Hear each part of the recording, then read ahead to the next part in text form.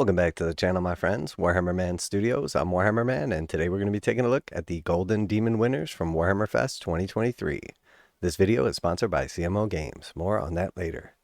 So we have the winners revealed. Warhammer Fest 2023 was host to the second Golden Demon competition of 2023, and the quality of miniatures on display absolutely took our breath away in the UK leg.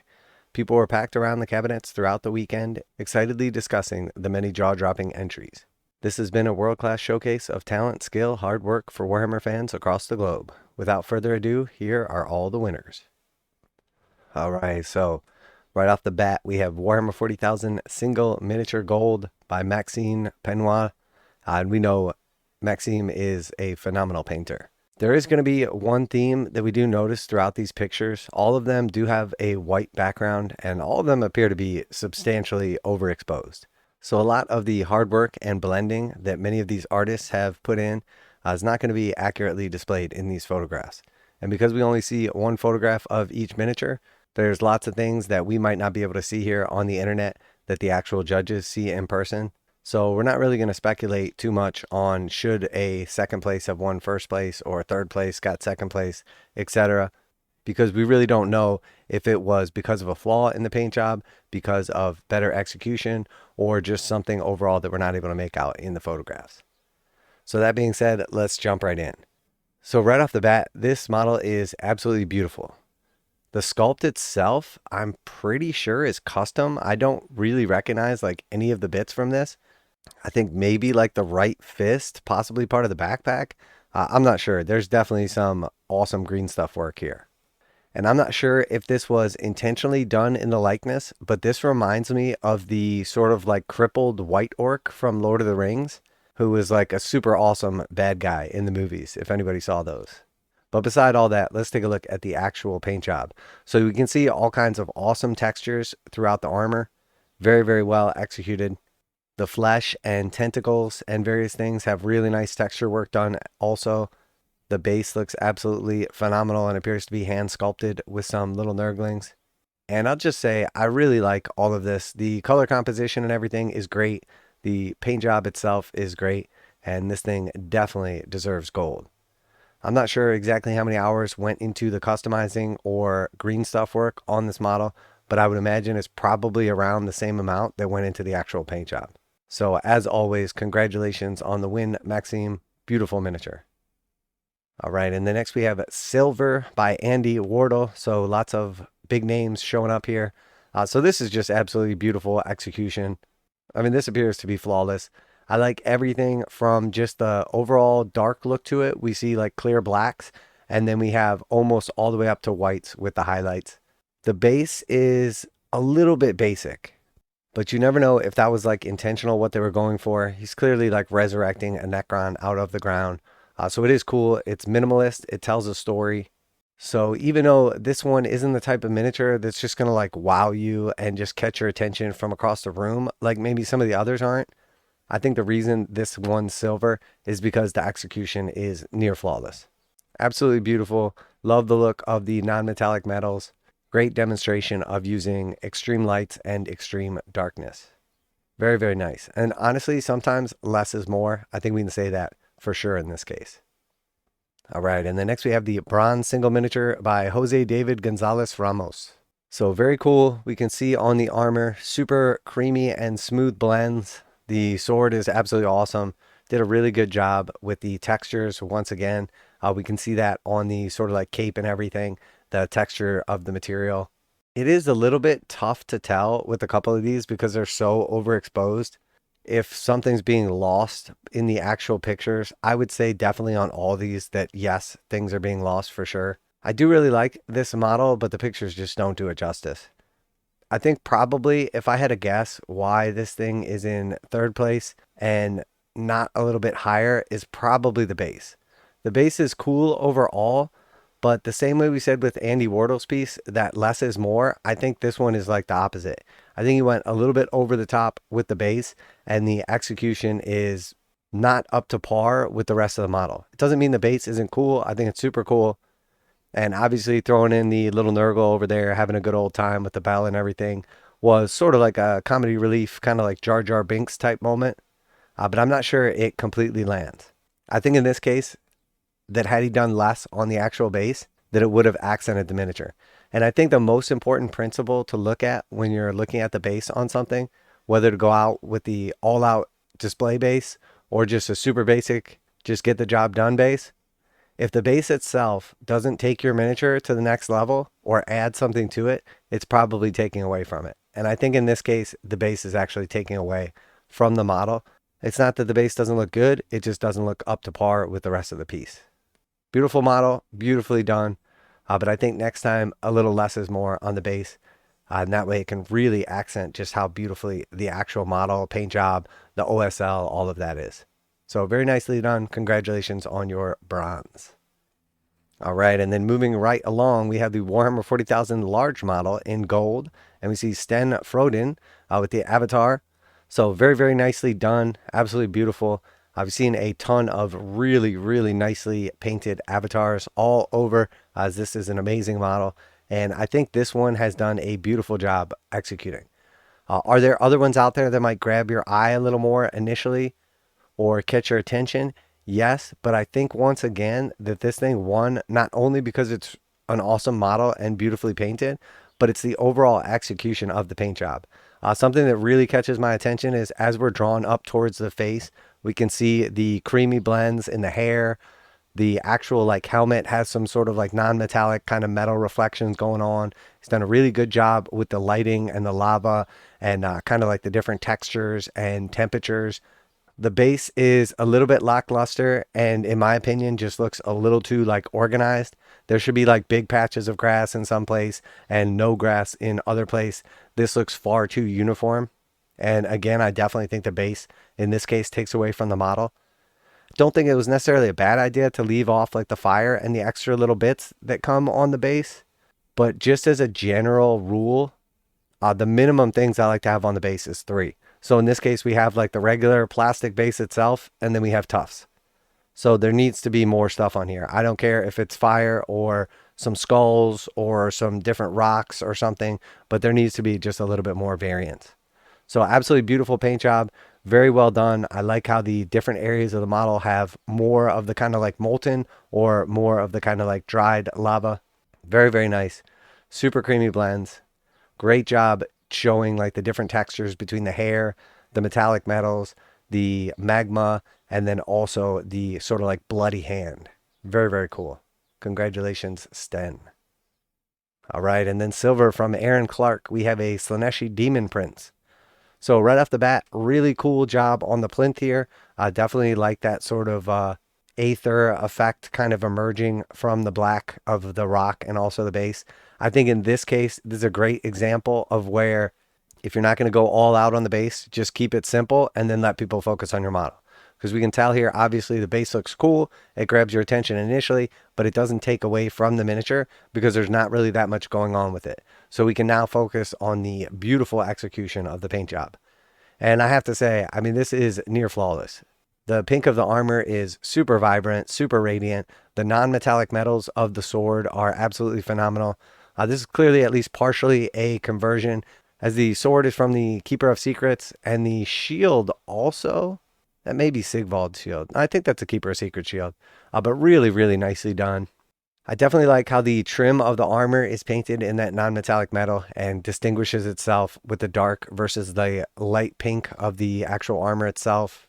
Great job with the cool little flesh tones and everything. The non-metallic metal of the backpack really stands out. This is a superb execution and just an absolutely beautiful miniature. Congratulations on that one, Aaron. All right, and then we have bronze from Valentin Kolum. So this Be'lakor is outstanding. Obviously, Be'lakor, a very cool model and super popular. So we've seen a lot of very nicely executed Be'lakor models. And I have to say that this one is beautiful. The amount of time and effort that went into the wings, you can tell just the actual like scarring, the overall consistency of the patterns, and just taking the individual time to paint out each of those lines really, really accents it. I really like the glow on Be'lakor's chest and the sort of like non-metallic looking paint job on the actual bones and like the armor pieces with like his pauldron and then also his like leg armor. The glow of the sword is super cool as well. I'm not sure I would have went with that pink color again. I do really like it. It looks cool on his chest. It looks cool on the sword, but it's just a little too similar to the wings. I think doing something like a blue or maybe a green on his chest or on the sword would have really accented like the differences here. It is cool that he has like a few different shades of like the pinks and purples. But if you use a color that's too close and it's supposed to be like a light emitting source or have like that glow to it, you just can't have it similar to other stuff that's not that glow because it really takes away from the effect. As far as the base is concerned, he did use the actual Bellicor base. It is a little bit simplified. I do like the kind of like blood spatter, kind of like around the rocks and everything. Very nicely done. Beautiful execution.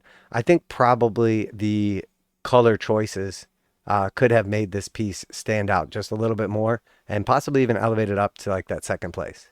Now a quick message from today's sponsor. CMO Games has been selling Games Workshop products online for over 20 years. They carry the full line of Games Workshop products, including Warhammer 40,000, Age of Sigmar, Necromunda, Blood Bowl, paint tools, and more. Almost all Games Workshop products are priced at 15% off MSRP. CMO Games takes pre-orders for most Games Workshop products released at their earliest date possible. 12:01 a.m. on Saturday, they go live. Most of these pre-order products are also priced at 15% off MSRP. CMO Games offer free shipping in the US 48 with an order of $50 or more. Their customer service is top-notch and they ship most orders within 24 hours. Visit CMOGames.com using the affiliate link in the description and let them know that you heard about CMO Games from Warhammer Man. Now, back to the video. All right, and next we have the Warhammer 40k squad. So unfortunately, we're not able to like zoom in on these. So oftentimes a lot is lost with the squad choices. So let's talk about what's obvious here. Obviously, we see some really nice creamy blends. The purple really stands out. The blues, the flesh tone of the orcs is not like your conventional kind of green. Really cool, really different. Nicely done on the banners. We see like the various aging and everything that's done there. And then obviously, let's talk about the bases. So the bases are super simple, right out of the pack from Games Workshop. Minimalist paint job on them, still look phenomenal. And then just kind of set on a display plinth rather than having like an interactive environment for the models. And again, I think this is a perfect example of when less is more. If you don't have time to do a full narrative base for your squad, or you're not going to take the time to put in the effort for like your backdrop and all that stuff, I think this is a way to do it. Keep it simple, let the base do its job, and let the paint job on the miniature really be what stands out. And I think there's a perfect example. Very nicely done. Congratulations, Marco Piscini.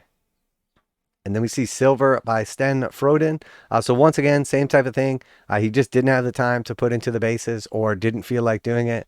So just kept it minimal, put it on a display plinth. Right off the bat, the bases are definitely lackluster on this one. The metallics look cool and everything. It's really tough to tell just how nicely this is painted. And we can't really see any flaws or anything from this, but it definitely doesn't stand out in the same way. And just because of the picture quality of a squad and the distance and everything like that, we're just not really able to fully appreciate the amount of work that's gone into this. But definitely looks very cool. All right, and then we have Squad Bronze from Marcus Werdinger. So very cool. Definitely a opposite take here. So he went all in on the sort of like background and area that these guys are interacting. And honestly, we can tell that the non-metallic metal is just absolutely beautiful on this thing. Really, really cool idea. The squad category is kind of strange because Games Workshop tends to want things to be like immersive in the world and like a viable kind of like option paint job wise. But like obviously this isn't a squad. Like you can't have an obliterator, a terminator, and some regular guys all in a squad together. But you know, that's just up to the actual like rules of the competition. The actual base itself, all the way at the bottom, very cool. Little Space Marines all down there and dead. Ton of work has obviously gone into the actual base on this, and we see that when it's all said and done, this got bronze. So the real question is, did this like backdrop, did this base, did all of the extra work that he put into it really help, or did it end up hurting him in the long run? Well, I have to say right off the bat, when I look at this, the gray non-metallic metals and the gold of the armor looks absolutely beautiful. But what would make it look even better? Not being in front of a gray wall. So while I think that he did a good job executing the actual stonework and the stained glass and, you know, the dead Marines at the bottom and everything, it looks super cool and it's absolutely beautiful. But in my opinion, the color selection right off the bat is terrible. the last thing you want to have is no contrast between your miniatures and the world that they're interacting in. And this is a perfect example of it. Had he chosen like a more of like a orange or like a red, like brick or stone, just something different, it really would have accented the actual miniatures. But instead, because he went with that gray behind the sort of like non-metallic metals, just kind of all blends together. And again, part of it is definitely the pictures. They're definitely not doing any favors to these pieces. But in my opinion, a ton of effort and time was spent on this base without a doubt. And in the end, I don't think it helps the miniatures. I think it actually hurts them. Because imagine these guys just on a super basic base, just sitting on a black plinth. And I think that the paint jobs look even better in that case than with this backdrop here. So in my opinion, the composition on this is a super cool idea. But the execution when it comes to the color choice, really is what has probably underserved this piece. Because the actual paint jobs, the non-metallic metal, everything is just beautiful. But I think he just put way too much time and effort into something that ended up hurting him. So Marcus, beautiful piece right here. But in the future, I would try to work on a little bit more contrast between the environment and the actual miniatures. All right, and then next we have the Warhammer 40,000 vehicle, Craig J pickup. So super cool, Death Guard Predator. And this is an OG model right here, technically like Horus Heresy. Really cool. The base itself is nice. It adds a little bit of that backdrop to it, but it doesn't take away from the actual tank. It does appear that this is done in a way that this really is like a display base, and then the tank could be like removed and played with. I doubt that's the case with something painted this nicely. It is an absolutely beautiful paint job. I like the kind of like copper look of that front little piece there. The wear and tear on like the armor with the various like cracks and everything is just absolutely beautiful. Wonderful weathering, execution, everything.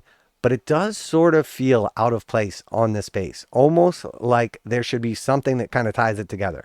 I don't know if it needs to be sunken down into the mud a little bit or just have like some other random like kind of debris interacting with it. But it just looks far too clean, and it definitely takes away from like the immersion of the scene. We're supposed to believe that this is some like multi-ton, like thousands of pound tank, and it's just kind of like floating across like the surface area. Beautiful, beautiful paint job. Really cool base. I think the thing I would have done in this case was just made it look like the tank is really interacting with the environment. I don't know if it needs to be knocking over like a couple little pieces of stone, or the treads need to be just like sunken down in the ground just a bit, but just something. Now, if your intention is to be able to remove this tank and play with it or put it somewhere else or switch it to a different base or whatever, that makes perfect sense and I could totally understand it. But that's just something that jumps out at me. As far as the actual paint job goes, beautiful, fits perfectly into the Warhammer world. Very well executed. Congratulations on gold for you, Craig. All right, and then we have silver from Richard Marlowe. So tough to tell on this one as it is extremely overexposed. Obviously focusing in on like edge highlighting and some nice weathering. Has a super cool effect with the kind of like etheric glow going on here. I'm not sure if that is intentional or if that is specifically from the exposure, but really nice looking model right here. Super simple base, very well executed, clean, crisp lines. Definitely a nice piece. All right, and then we see bronze from Gregor Pilarski. So really, really cool right here. I'm not sure if the little like kind of tags that people put on their miniatures sometime actually help or hurt.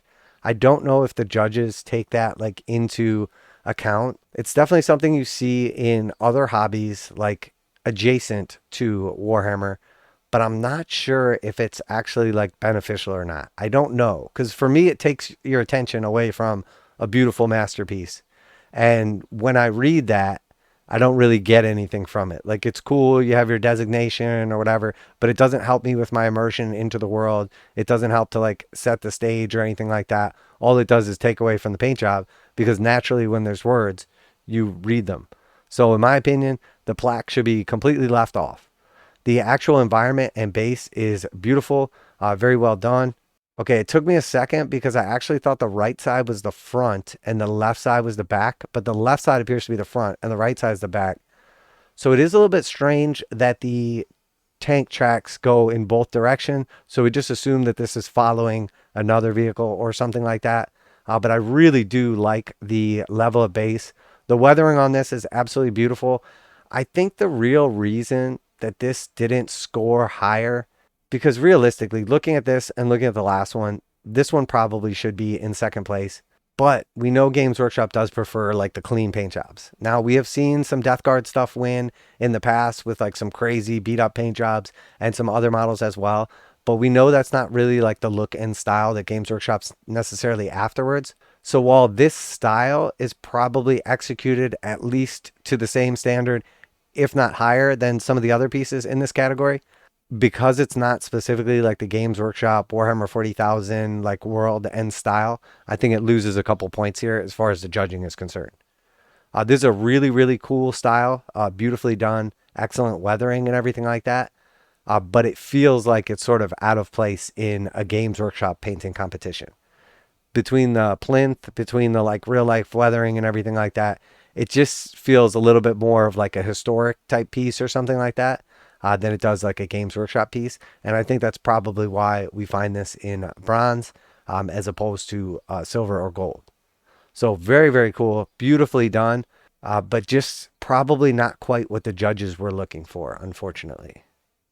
All right, and then on to the Warhammer Age of Sigmar single miniature. So this is Albert Moretto Font, and he won gold in single miniature for this, and then also the Slayer Sword as well. And I don't have to even tell you guys why he won the Slayer Sword, because this is an absolutely beautiful piece. I think if we put all of the winners up against each other, and just in a second, you were to pick out like your top three, this one is going to jump out at you right off the bat. Absolutely beautiful execution, right in line with the style that's super popular right now. It's like those really creamy kind of like airbrush blends. It has beautiful display of textures, which is really, really big, because for a long time in miniature painting, textures were just like a whatever type thing, and it was really just about like how cool your paint job is. Only in the last like few years have we really seen the escalation of the different techniques at creating texture. And in this case, you sort of have like that kind of like heavy wool kind of texture of the cloth itself. And then we have it right next to like some of the smoother cloth, some of the non-metallic metals, and then obviously the texture of the basing itself. So beautifully done. Really makes you feel like this is an actual thing going on. It does appear that there is some custom sculpting on the actual model, and then I'm pretty sure the base is at least like custom sculpted or created as well. Really, really nice piece right here. The look on the face of the elf kind of throws me off a little bit, just because he has a kind of less traditional sort of facial expression, but very well executed. Absolutely beautiful.